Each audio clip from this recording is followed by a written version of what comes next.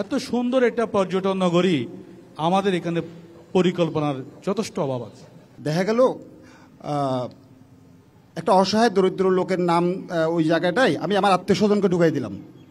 প্রান্তিক জনগোষ্ঠী তারা তাদের অধিকার থেকে বঞ্চিত হয়। সেই জবাবদিহিতাটা দীর্ঘ ৩৫ বছর হয়েছে কিনা সেটা আমাদের জানা নাই। সবচাইতে দরিদ্র জেলা, মানে এই জিনিসটা কিভাবে ঘটলো? আগের সরকার যখন, আওয়ামী লীগ সরকার যখন পাওয়ারে ছিল, তারা যেই বরাদ্দটা বান্দরবনের ক্ষেত্রে দেখলাম, সেই টাকাগুলো কিভাবে, যদি সেই টাকাগুলোর বাস্তবায়ন প্রপারলি হতো তাহলে বান্দরবনের এই চেহারা থাকতো না। সেটা আসলে কিভাবে ঘটেছে, কি ঘটেছে আসলে বান্দরবনের সাথে? আপনি বলেছেন বান্দরবান সবচেয়ে দরিদ্রতম এলাকা, আমি আপনার সাথে একমত। সরকারের জরিপে এটাই প্রমাণিত হয়েছে। তবে আওয়ামী লীগের যে সমস্ত নেতৃবৃন্দ বান্দরবনে বিগত বছর শাসন করেছে, এখানে তাদের ব্যাংক অ্যাকাউন্টগুলো যদি চেক করেন, দুই একটি ধনী জেলার মধ্যে একটা হবে। এত সুন্দর একটা পর্যটন নগরী আমাদের এখানে পরিকল্পনার যথেষ্ট অভাব আছে।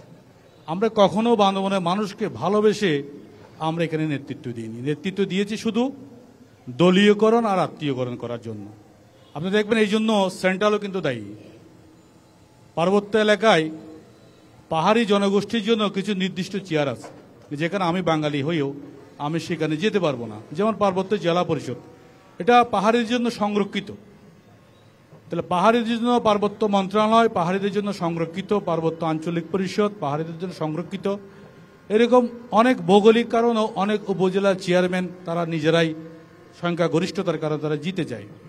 তো সেখানে দেখা যায় কি, সাধারণ যারা পাহাড়ি, যারা ঢাকা ইউনিভার্সিটি, চট্টগ্রাম ইউনিভার্সিটি থেকে পাশ করে, যাদের মা বাবা জুম চাষ করে, যারা এই দেশকে নিয়ে ভাবতে চায়, এই জেলাকে নিয়ে ভাবতে চায়, তারা রাজনৈতিকভাবে তারা তাদের জীবনে সফলতা অর্জন করতে পারে না।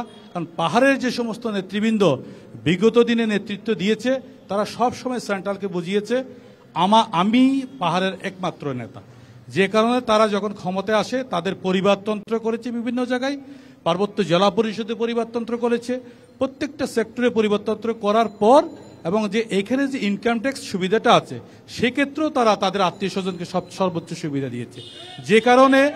যে কারণে তৃণমূলের পাহাড়ি ভাই বোনদের কোনো উপকারে আসে নাই এবং বাঙালিদের তো আসেই নাই। আচ্ছা, এনসিপির প্রতিনিধি, আপনার কাছে ঠিক একই প্রশ্ন, যে এই যে তিনি যেটা বলেছেন, এই 17 বছরের চিত্র আসলে কেমন ছিল? যদি প্রপার যেই সরকারি যে বরাদ্দটা এই জেলার জন্য আসছে, যদি মানুষের কাছে সেটা পৌঁছাতো, যদি সেই চেহারাটা, এই জেলার চেহারাটা অন্যরকম হতে পারতো, আপনারা আসলে কিভাবে দেখেছেন? সেইটা আসলে কিভাবে কি ঘটেছে? আসলে বন্টনও হয়, বাজেটও আসে, কিন্তু এটার তো প্রপার প্রয়োগ দরকার। আমাদের পার্বত্য এলাকার জন্য যে বাজেট আসে, আমি মনে করি যে এটা সুষম বন্টন দরকার, বা আমাদের প্রান্তিক জনগণ যারা পাহাড়ে বসবাসরত আছেন তাদের কাছে পর্যন্ত পৌঁছানো উচিত। এবং এই যে পরিষদের যে বাজেট আসে, যে বরাদ্দ আসে, দেখা গেল একটা অসহায় দরিদ্র লোকের নাম ওই জায়গাটায় আমি আমার আত্মীয় স্বজনকে ঢুকাই দিলাম। এখন দেখা গেল সে নাম মাত্র সে দাঁড়ালো বরাদ্দ নেওয়ার জন্য, বরাদ্দ নিয়ে শেষ, ওই বরাদ্দটা আমি ভোগ করলাম। তো এইসব যদি বন্ধ হয় তো আমি মনে করি দরিদ্রতা অনেকাংশে কমে যাবে, কারণ পার্বত্য এলাকার জন্য অনেক বরাদ্দ আসে। আপনার কাছে ঠিক একই প্রশ্ন, কেন এটা এই 17 বছরের চিত্রটা বোঝাতে চাই? আপনারা আসলে অবজারভেশন করেছেন? এই অঞ্চলের মানুষ দীর্ঘদিন যাবৎ স্বাধীনতার পর থেকে লড়াই সংগ্রাম করেছে তাদের ন্যায্য অধিকারের জন্য, ন্যায়ভিত্তিক সমাজ প্রতিষ্ঠার জন্য, অর্থবহ জীবন গঠনের জন্য। কিন্তু দেখা গিয়েছে অত্র এলাকার যেই শাসকগণ স্বাধীনতার পর থেকে শাসন করেছেন, তারা গণতন্ত্রকে খাঁচায় বন্দি করে তারা নিজের সুবিধাটা নিয়েছে। নিজের সুবিধা নেওয়ার কারণে খেটে খাওয়া মানুষ, শ্রমজীবী মানুষ, মেহনতি মানুষ, কৃষক মানুষ, প্রান্তিক জনগোষ্ঠী তারা তাদের অধিকার থেকে বঞ্চিত হয়েছে। আমরা এই জায়গায় গণতন্ত্রকে মুক্তি দিতে চাই। গণতন্ত্রকে মুক্তি দিয়ে সমাজে পূর্ণ গণতন্ত্রের বিকাশ ঘটাতে চাই। পূর্ণ গণতন্ত্রের সাথে আমরা মুক্তিগামী সামাজিক সমাজতন্ত্র ঘটাতে চাই, যার মাধ্যমে মানুষ সমান অধিকার পাবে। জি, আমি একটু জামাত আমির আপনার কাছে আসতে চাই, যে আমরা বলছিলাম, সুনির্দিষ্ট যদি প্রশ্ন বুঝে থাকেন, যে আমরা বলছিলাম যে বান্দরবান একই সাথে সবচাইতে সুন্দর আবার একই সাথে সবচাইতে দরিদ্র, এই বিষয়টা কিভাবে ঘটলো? বান্দরবান দরিদ্র এই কথাটা আমি মানব না। দরিদ্রতার নিচে এটা সঠিক নয়, যেহেতু আমাদের পার্বত্য চট্টগ্রামটা ধনে ভাণ্ডারে ভরা। আপনি দেখেন যেখানেই চোখ যায় সেখানেই একটা দৃষ্টিনন্দন অবস্থা। এটা দেখার জন্য সারা পৃথিবীর বিভিন্ন অঞ্চল থেকে মানুষ আসে, দেখে, বিমোহিত হয়। এখানে বিভিন্ন জায়গা থেকে যেই বরাদ্দগুলো আসে, প্র্যাকটিক্যালি কত বরাদ্দ আসলো, সেটা কোথায় গেল, কিভাবে গেল, সেই জবাবদিহিতাটা দীর্ঘ ৩৫ বছরে হয়েছে কিনা সেটা আমাদের জানা নাই। প্র্যাকটিক্যালি আমরা জানি না। যেমন মনে করেন একটা স্কুল জনগণ চালাচ্ছে, এখানে হয়তো জামাত ইসলামীর লোকজন স্কুলের সাথে জড়িত, সেখানে গত ১৭ বছর কোনো বরাদ্দ দেওয়া হয়নি। একটা ইটের জন্য ৫টা টাকা সেখানে বরাদ্দ দেয় নাই।